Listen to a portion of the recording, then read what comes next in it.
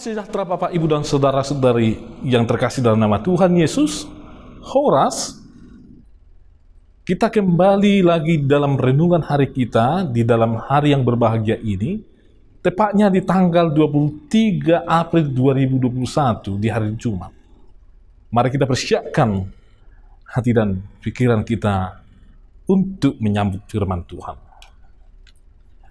Kasih karunia dari Allah Bapa dan dari anaknya Tuhan Yesus Kristus yang menyertai hati dan pikiran saudara-saudari. Amin. Bapak, Ibu, dan saudara-saudari, firman Tuhan yang menjadi renungan bagi kita hari ini, yaitu yang tertulis dalam 2 Timotius 4 ayat 5. Demikian firman Tuhan. Tetapi kuasailah dirimu dalam segala hal, sabarlah menderita, lakukanlah pekerjaan pemberitaan Injil, dan tunaikanlah tugas pelayanan. Bapak, Ibu, dan saudara-saudari, ayat ini sebenarnya ditujukan oleh Paulus kepada si Timotius, yaitu seorang muda-mudi Kristen pada waktu itu yang mau melayani, bahkan memberitakan Injil. Sehingga dalam saat yang dia masih sangat muda, dia sudah memakai kesempatannya dengan baik untuk memberitakan Injil. Sehingga semakin banyak orang yang belum pernah mendengarkan Injil, yang belum pernah melihat bagaimana karakter dari orang yang sudah mendengarkan Injil atau sudah menerima Kristus, mereka melihat dan memperoleh pembaharuan, memperoleh atau mendapatkan berita kabar baik yang akan merubah hidup mereka. Paulus sangat menekankan itu kepada seorang Timotius yang masih sangat muda pada waktu itu. Di zaman sekarang, kalau ditanya kepada kita, siapakah yang akan memberitakan Injil? Siapakah yang akan menjadi evangelis, pembawa kabar baik? Kemana saja? Apakah mereka yang hanya belajar teologi, belajar tentang Alkitab, mereka yang akan dikatakan menjadi orang-orang yang siap untuk memberitakan Injil, membawa kabar baik tersebut? Apakah mereka yang sudah menerima tahbisan, pendeta, guru huria, atau yang lainnya, sintua, yang siap memberitakan Injil, yang disebut dengan para pemberita kabar baik itu?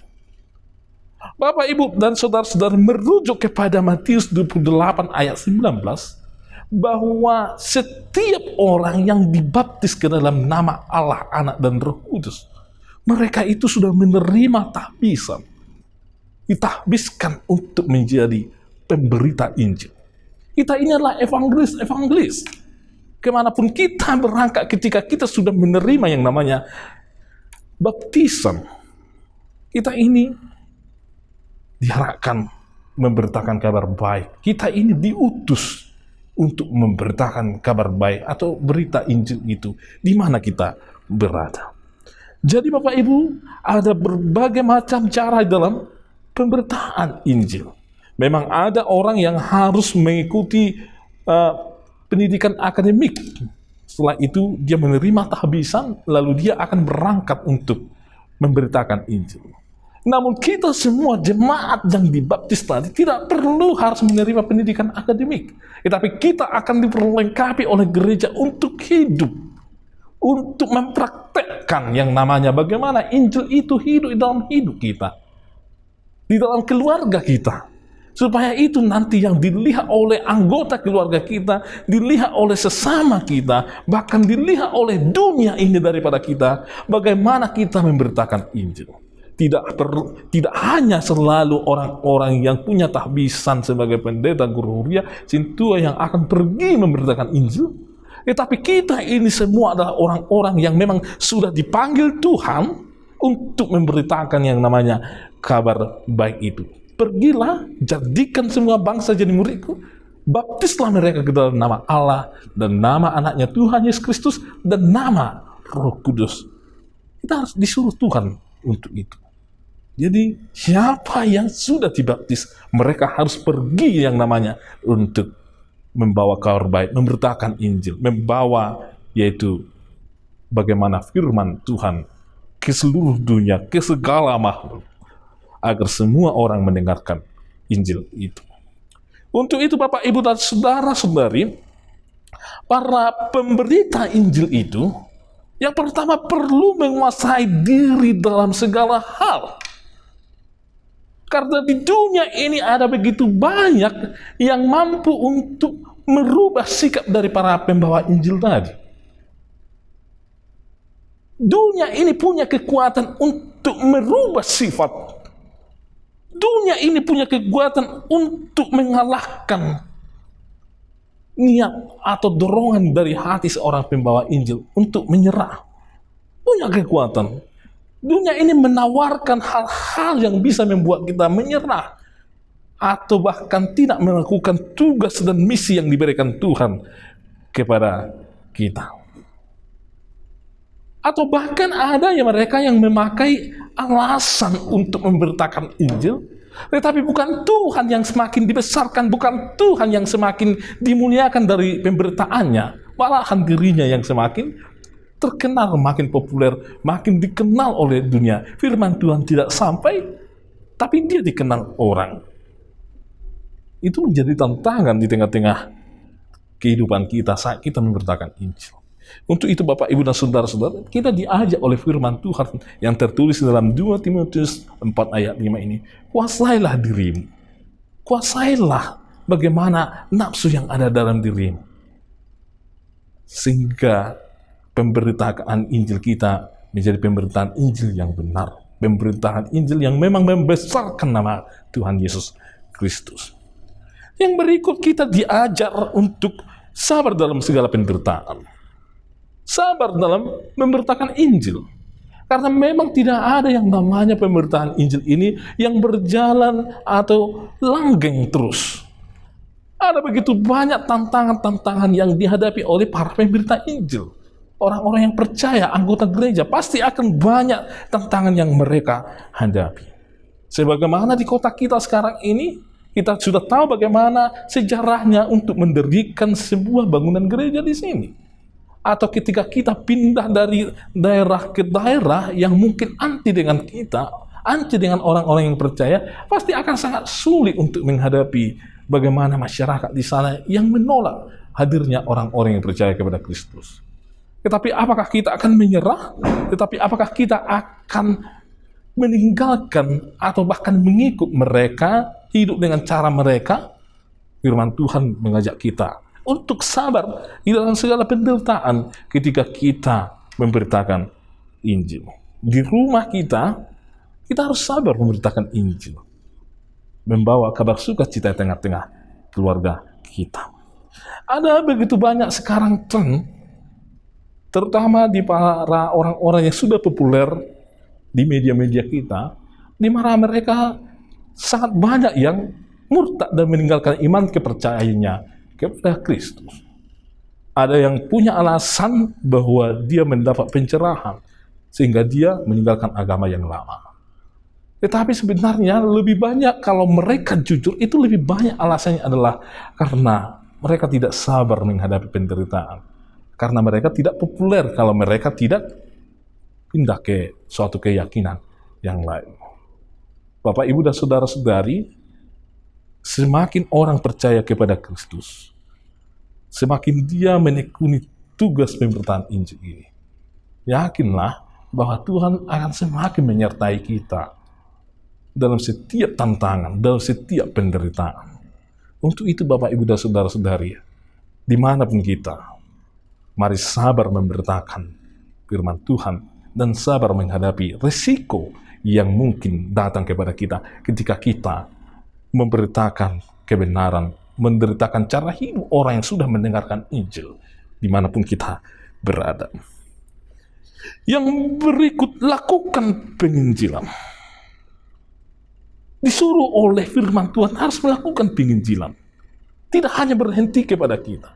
Kita harus menginjili, membawa kabar baik kepada keluarga kita, supaya mereka tetap mengenal Kristus yang kita kenal. Kita harus tetap membawa kabar baik itu di lingkungan masyarakat kita yang plural. Dengan cara apa? Hidup kita memang harus benar-benar berkualitas, berguna. di tengah-tengah masyarakat yang di mana kita tinggal. Kalau memang kita tidak berguna, tidak berkualitas, ya mereka akan menolak kita, atau bahkan mereka tidak akan melihat bahwa kita ini sedang punya misi untuk membawa kabar sukacita, kabar kebenaran, kabar baik kepada mereka. Jadi jangan dulu didefinisikan Injil itu adalah pergi dengan membawa Alkitab lalu membacakan firman Tuhan kepada mereka. Yang pertama, penginjilan ini harus kita definisikan dengan cara kita harus pergi di mana kita berada, di mana kita ditaruh oleh Tuhan.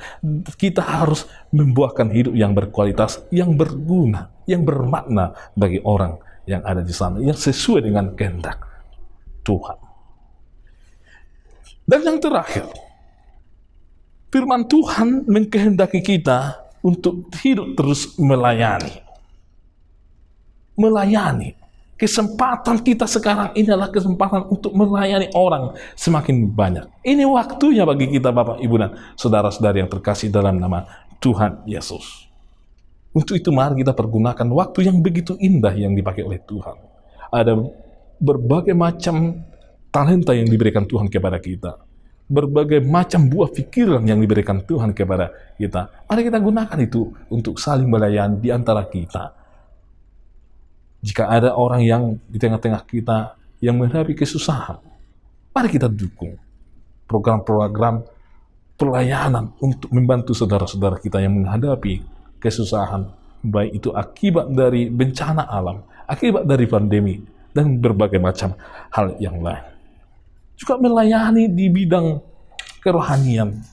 Dan dipanggil Tuhan untuk hal itu, mempersiapkan keluarga kita untuk menjadi keluarga yang siap menghadapi dunia ini yang penuh dengan tantangan.